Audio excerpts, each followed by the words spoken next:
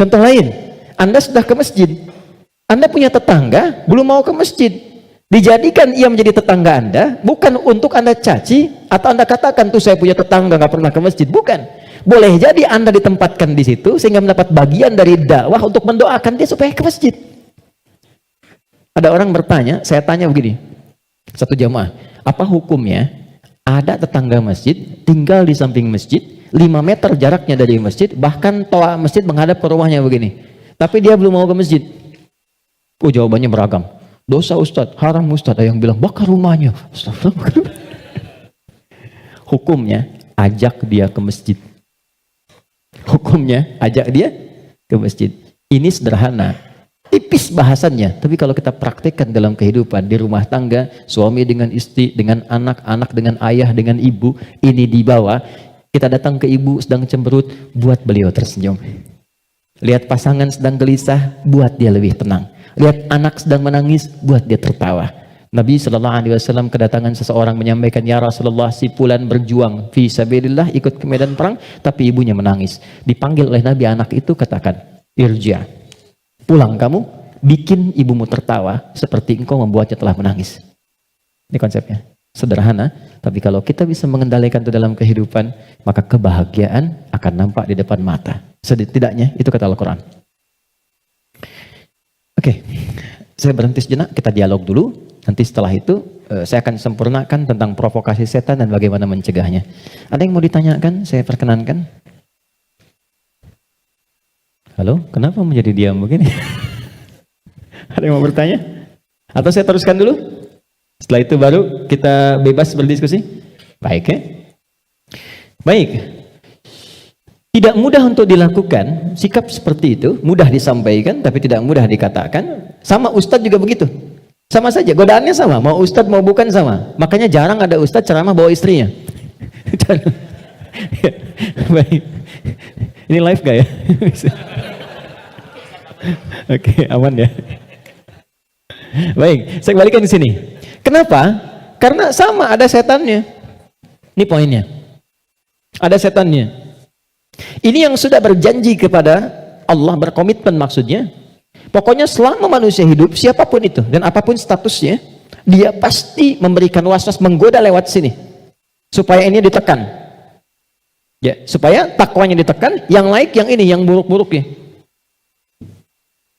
Maka bagaimana cara mencegah godaan-godaan setan itu, sehingga kita manusia tidak terbawa dalam nuansa provokasi setan, sehingga bertransformasi dari pribadi yang lembut, ini berubah menjadi pribadi yang kasar, yang kotor tindakannya dan sebagainya. Maka yang pertama kata Al-Quran, teruskan ayatnya, waqad khaba man dassaha. Ingat ya, kalau sifat fujur itu diperturutkan, diikuti, dusta diikuti, sombong diikuti, jadi perilaku, jadi sombong, belum apa-apa sudah mulai pamer, sudah macam-macam dan sebagainya. Perhatikan, khab, pikirkan dulu kata Allah kalau mau sombong, pikirkan kalau ingin dusta, pikirkan kalau ingin berbuat hal-hal yang buruk. Khab, muaranya, ujungnya pasti kehinaan. Ini. Jadi sebelum berbuat sesuatu yang menyimpang, kalau Anda ingin berkata kotor, pikirkan dulu. Karena ketika itu keluar, Anda akan terhina, kata Allah. Anda akan terhina. Kalau bukan ada yang di hadapan, orang lain yang akan tergerak untuk menghinakan itu. Karena itu tidak sedikit orang yang mengeluarkan kata-kata kotor dalam kehidupan, terekspos kemudian, bukankah dirinya menjadi rendah? Mau sombong, bagi dirinya mungkin hanya ingin menampilkan kerja keras saja. Tapi ketika ditampilkan dalam bentuk sombong, diikuti provokasi ini, maka apa yang terjadi? Khab, kata Allah, ujung-ujungnya pasti ini, terhina hidupnya. Entah itu mendapatkan celaan, entah itu mendapatkan cacian. Jadi semua bentuk keburukan yang dialami oleh manusia itu kembali kepada perilakunya. Dan pada akhirnya adalah mengikuti bisikan-bisikan yang disampaikan oleh setan. Jadi yang pertama kali, kalau terfikir sesuatu yang buruk, langsung kata Allah pikirkan, maaf ya, hei jangan kerjakan. Kalau tidak, kamu akan terhina di ujung. Maaf sekali lagi, maaf. Seseorang ketika berbuat korupsi misalnya, dia merasakan akan mendapatkan sesuatu yang besar. Tapi Quran menasihati jangan lakukan. Karena kamu akan terhina. Betapa itu terbukti ketika dia diketahui, entah itu KPK, kejaksaan atau polisi menangkap dan seterusnya. Perhatikan, apa hukuman yang didapatkan dalam kehidupan sosialnya? Cacian, makian, celaan. Dan yang paling dahsyat, bukan hanya orang yang melakukan, sampai anaknya dapat bagiannya. Padahal tidak pernah mengerjakannya. Keluarganya mendapatkan bagiannya, padahal tidak pernah melakukannya. Karena itu masuk kepada yang kedua, nahnu narzuqukum wa iyyahum atau nahnu narzuquhum wa iyyakum. Ada dua ayat. Kaidah-kaidah perilaku dan rizki ada yang terwariskan. Yang kedua kata Allah, kalau kamu merasa bisa menanggung kehinaan pada dirimu, pikirkan keluargamu. Contoh, Anda mengatakan saya belum menikah Ustadz, tapi Anda kan punya ayah, punya ibu. Jadi kalau Anda berbuat sesuatu yang buruk, orang tua Anda akan kena. Anda berbuat maksiat, terjebak dengan perbuatan buruk, menggunakan benda-benda yang haram misalnya, atau mencuri atau macam-macam, waliyadzubillah. Dilakukan itu, diketahui, diekspos di publik, bukan punya Anda, bukan hanya Anda, ibu Anda akan kena, ayah Anda akan kena. Karena itu kata Quran, sebelum Anda berbuat yang kurang baik sebagai anak, pikirkan dulu orang tua. Jadi kalau merasa sebagai anak saya akan menanggung itu nggak apa-apa, pikirkan orang tua Anda. Apa tega ibu yang telah mengandung, melahirkan, merawat, mendidik, ayah yang penuh dengan peluh, merawat Anda, menyayangi Anda, menemani Anda saat tidur, tiba-tiba hanya mendapati keburukan yang dari Anda kerjakan. Mendapati limpahan keburukan dari hasil kreasi anaknya. Satu. Tapi kalau Anda orang tua, maka ingat anak dan keluarga. Saya sedih ya dapat beberapa informasi yang kadang-kadang dari instansi pemerintahan juga konsultasi. Salah satunya yaitu kok masih ada yang nekat berbuat seperti ini. Anda bisa bayangkan seorang bapak korupsi, anaknya dibully di sekolah sampai dia putus sekolah. Salah apa anaknya? Ibunya berbuat maksiat, ketahuan. Keluarganya yang kena. Suaminya yang hancur karirnya. Karena yang istrinya berbuat yang tidak bagus, berselingkuh, bergaul dengan pasangan yang lainnya, suaminya yang kena. Suami yang kemudian diputus pekerjaannya, anak-anak yang kena bulinya. Jadi masuk yang kedua, ketika ada seseorang yang berpikir mengikuti provokasi setan, kata Allah, pikirkan keluargamu, pikirkan anakmu. Yang ketiga, yang terakhir, pikirkan kematian, wafat. Jadi kalau sedang terdorong oleh nafsu yang diarahkan oleh setan untuk berbuat yang buruk, misal, maaf, ingin mencela orang, hanya sekedar bikin status. Coba bayangkan saat berbuat seperti itu, Anda diwafatkan oleh Allah Subhanahu wa Ta'ala. Apakah mau wafat dalam keadaan sedang berbuat maksiat? Sementara selama ini Anda sholat, Anda puasa, Anda zakat dan sebagainya. Tiba kemudian berbuat maksiat dan wafat dalam keadaan demikian. Itu puncak terakhirnya yang paling cepat bisa mengendalikan nafsu kita supaya tercegah dari perbuatan yang buruk. Selebihnya di situ doa-doa untuk menguatkan itu semua. Ada ayat kursi, ada tiga surah paling favorit semuka bumi terakhir, Al-Ikhlas, Al-Falaq, An-Nas. Ada istighfar dan lain sebagainya. Nah itu jalan-jalan yang bisa kita lakukan. Dan sebagai penutup, kalau sudah pernah terjebak berbuat seperti itu, bagaimana cara kembalinya? Ini ada jalan rel, salah belok ke sini. Ingin balik lagi supaya ke jalan yang benar, balik kembali. Kembali ke jalan yang lurus, yang benar, untuk menempuh jalan yang lebih baik. Dalam bahasa Arab disebut dengan taba, sifatnya disebut dengan taubat.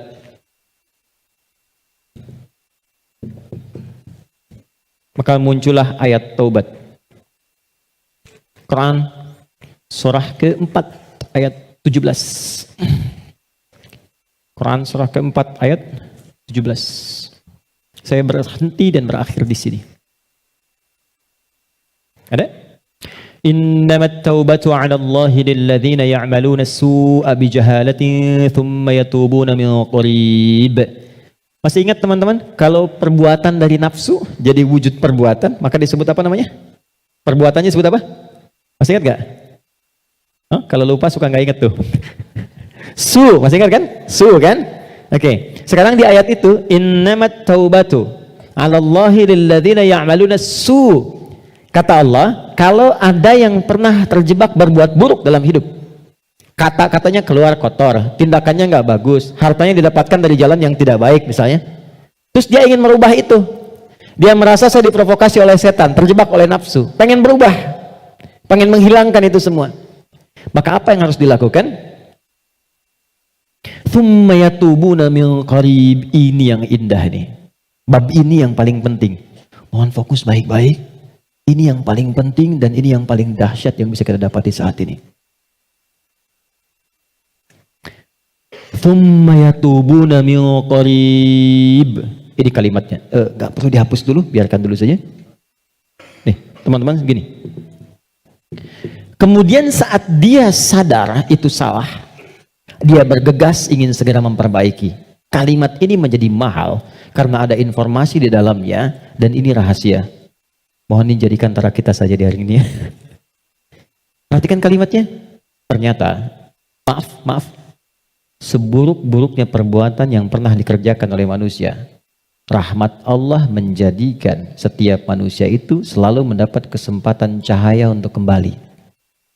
Karena itu, seburuk apapun perbuatan yang pernah dilakukan, pasti akan ada kilatan di hati kita yang mengingatkan, apa masih mau begini terus? Bisa nggak saya berubah? Pernah nggak merasakan itu? Ya, bisa nggak saya tahajud malam? Bisa nggak saya sholat? Sampai kapan saya mau begini? Nah, itu yang mahal. Kadang-kadang datangnya lewat renungan, kadang-kadang datangnya lewat pandangan. Misal Anda pulang dari pekerjaan, kok tiba-tiba Anda lewat ke depan masjid yang banyak orang sedang menunaikan sholat. Tiba-tiba Anda lewat ke pesantren yang anak-anak kecil sudah bawa mushaf, pengen menghafal. Sedang melihat kan? Pertanyaan saya, kok bisa Anda lewat situ padahal bisa melalui jalan yang lain? Itu kalau bukan sayang Allah, gak mungkin diberikan demikian. Kadang-kadang lewat pendengaran. Kadang-kadang pendengaran dan penglihatan. Pendengaran misal, ta'lim di Masjid Raya Pondok Indah atau misalnya MRBJ di sini. Suara keluar, Anda lewat situ. Begitu Anda lewat, terdengar kalimat, bertobatlah kepada Allah sebelum kita semua wafat. Padahal kalimat itu ditujukan pada jamaah yang di dalam, tapi suaranya keluar, Anda yang dengar. Kok bisa Anda dengar itu gitu? Kadang-kadang pendengaran dan penglihatan. Anda pengen lihat YouTube, ngecek yang lain, tapi yang keluar pengajian. Yang paling dahsyat jawaban dari pertanyaan Anda selama ini. Nah, itu yang dimaksudkan. Kalau Anda mengalami momentum seperti itu, kata Quran, cepat ambil. Karena Allah sedang memberikan kasih-Nya secara langsung tanpa campur tangan siapapun. Biasanya, kalau dalam kondisi seperti itu disambut oleh seorang hamba, maka muncullah rahmat Allah pada saat itu yang akan langsung merubah hamba itu menjadi kekasih Allah Subhanahu wa taala. Makanya tidak sedikit orang menjadi kekasih Allah. Kekasih itu maksudnya sangat dekat dengan Allah sampai doa pun baru minta udah dijawab. Siapa di antara mereka aulia Allah itu? Rata-rata ada di antara mereka yang tadinya pelaku maksiat. Terus merasakan nikmatnya taubat, meningkat ibadahnya, dan sekatnya seakan-akan menjadi jauh, terpisah, lepas dari dirinya, nyambung ke Allah begitu cepatnya, doanya cepat terjawab, zikirnya terasa dengan nikmat. Itulah aulia Allah. Nah, jadi yang ingin saya katakan adalah, kalau satu kali berbuat salah, terfikir, kemudian ada kilatan di hati kita, di pikiran kita, atau mendengar atau melihat sesuatu, mengarahkan kita untuk bertobat, cepat ambil itu. Cepat ambil. Itu yang dimaksud Quran surah ke-29 di ayat yang terakhir. Walladzina jahadu fina lanahdiyannahum subulana. Setelah itu, sesali perbuatan yang pernah dikerjakan, minta ampun pada Allah. Kalau terkait dengan manusia, minta maaf. Datangi. Dan jangan merasa sungkan. Jangan merasa sungkan. Kenapa berani berbuat salah tapi tidak berani meminta maaf? Datangi, minta maaf. Apapun yang ia lakukan, kata-kata dan sebagainya, tidak akan pernah mengambil hak Anda. Tidak akan mengambil kesempatan Anda, waktu Anda, tapi membebaskan semua sekat yang ada dalam jiwa kita. Tapi kalau orang lain yang salah, maafkan dulu. Memaafkan orang itu akan menghilangkan sekat dalam diri kita, sehingga tidak pernah memikirkan dia lagi. Tapi tidak menyelesaikan persoalan dia dengan Allah. Jadi tetap dia dihisab oleh Allah sebelum dia minta maaf pada kita. Tidak ada ruginya. Paham ya? Karena itu, kalau ada kilatan di pikiran kita, mengajak untuk bertobat, cepat respon, sesali perbuatan itu, berjanji tidak mengulangi dan mengganti dengan perbuatan baik. Apa tandanya taubatnya diterima? Tandanya semua perbuatan yang jelek yang pernah keluar dari lisan, dari mata, dari telinga sampai ujung kakinya, misal, maka berganti menjadi perbuatan baik. Itu tandanya hamba itu diterima taubatnya oleh Allah Subhanahu wa taala. Saya tutup dengan hadis Nabi sallallahu alaihi wasallam. Innallaha idza ahabba 'abdan ibtalah. Allah kalau mencintai seorang hamba maka mengujinya. Kadang-kadang di antara ujian itu, kalau manusia tidak bisa memanagenya, ada yang mengantarkan pada sifat-sifat buruknya. Maka muncullah keterangan yang kedua langsung dari Al-Quran.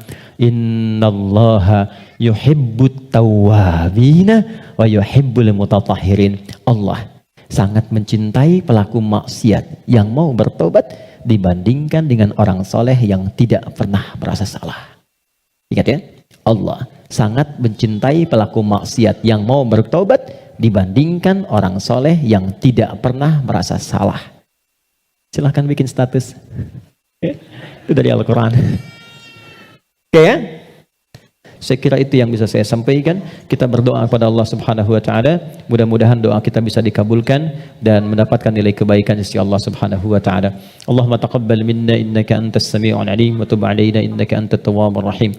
Allahumma arhamna ya arhamar rahimin. Ya Allah, mohon rahmati siapapun yang ada di ruangan ini atau yang mungkin bersambung bersama kami dalam kebaikan.